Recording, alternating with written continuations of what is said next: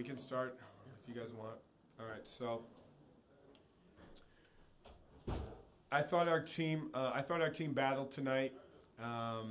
We actually, I think this is the first time all year, we only had 13 turnovers, which is still kind of a lot.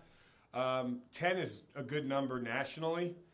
We want to be lower than that, but we've been turning it over at a high, really high rate, 17, 18, 19, and those have gone into easy buckets and easy points for the other team. So I thought we did a way better job, and I'm proud of our guys in that respect. We actually had more assists than turnovers, so that was really good. I think that's the first time that happened this year. And then we out-rebounded a really athletic team. I thought their speed and quickness bothered us, but we out-rebounded them for the whole game. I think we out-rebounded them by 9 or 10 in the first half, and then we ended up +7 for the entire game.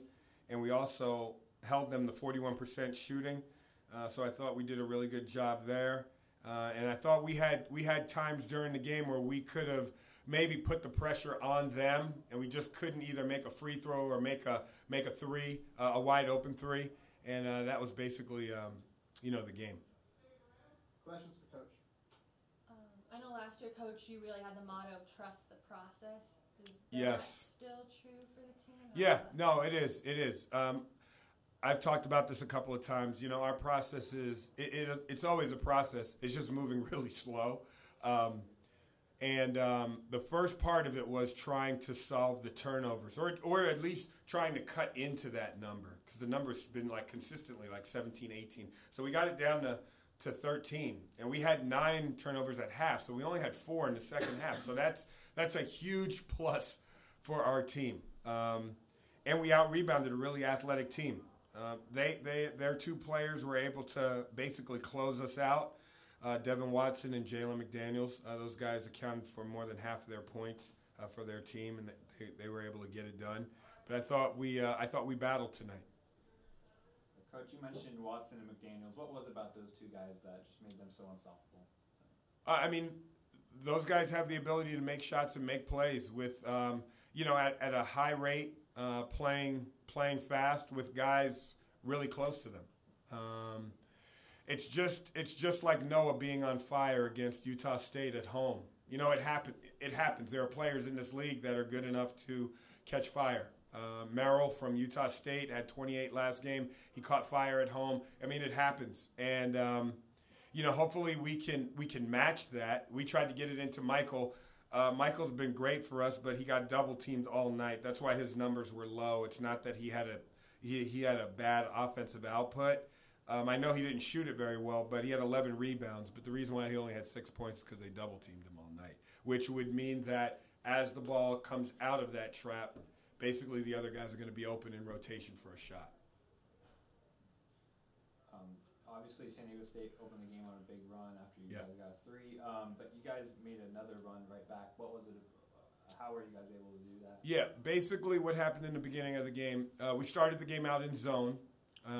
We kind of looked at their numbers, and even though they were shooting well as a team from 3 on the year, they weren't shooting it very well on the road. So we were like, okay, the numbers were drastically different, 20%, 22%. So we were like, hey, let's start out in zone. Let's see how they handle that. Obviously, they made threes early. They went up big early. We changed and went to man-to-man. We switched 1 through 5.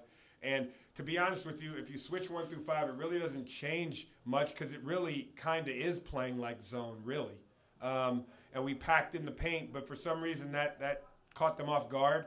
They weren't able to make shots. We were able to get rebounds, limit them to 1 shot. And because of that, then we were able to get out in transition, and we made some shots. We got the lead, and that's basically what happened.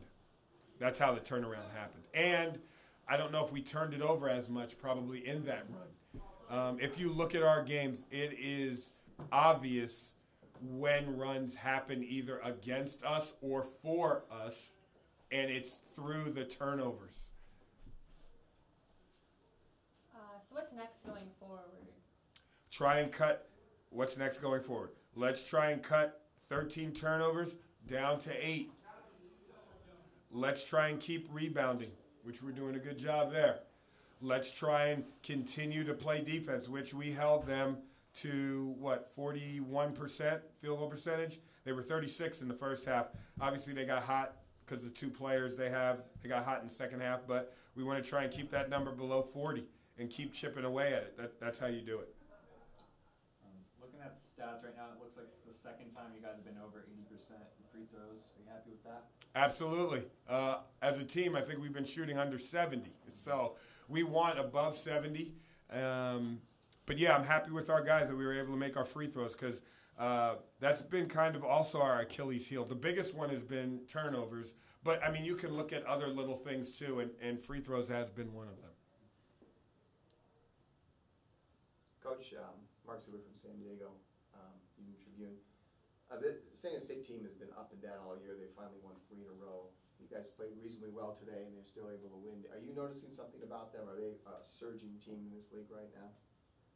I don't know if they're a surging team because I don't follow them like that. I'm trying to get our team right, but they're a really good team. They're perennially in the upper half of our league, and they went to the NCAA tournament last year. So they have guys that have witnessed and experienced that.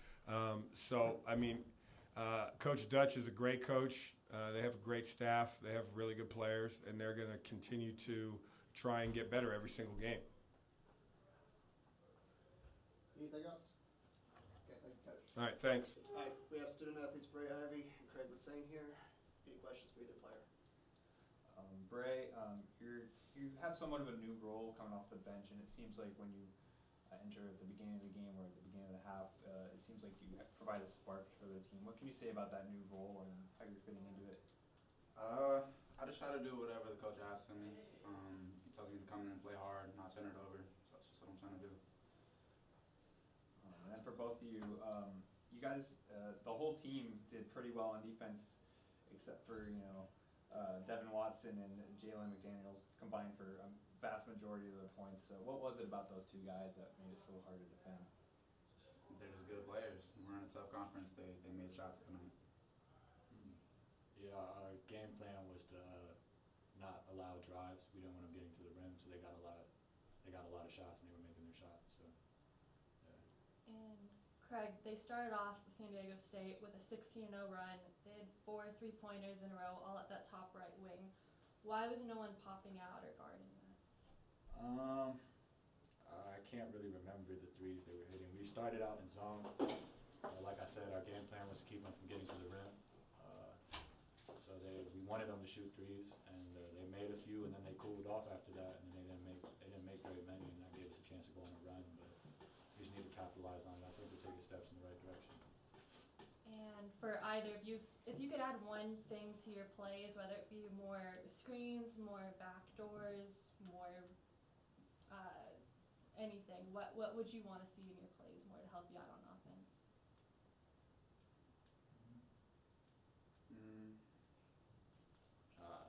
Me personally, I don't think anything. I think we're going to be a good team. We're taking steps in the right direction. We have people sitting out. I mean, we're going to be a good team. I think we just need to learn. We just need to keep learning. Yeah, I think we came out with the right energy tonight. We were more conscious of not turning the ball over. Like Greg said, we're still learning, and sooner or later, this ship's gonna turn around. Guys, it seems like you guys just play a lot better at home. What is it about playing at the event center that makes tighter games for you? We've been playing in here since the summer, so but we don't really think about that either. We've just from summer to now, our practice facilities, we had 3 of them. So coach preaches being able to play in any type of environment, but here, yeah, we're just used to it. Anything else? All right, thanks, guys.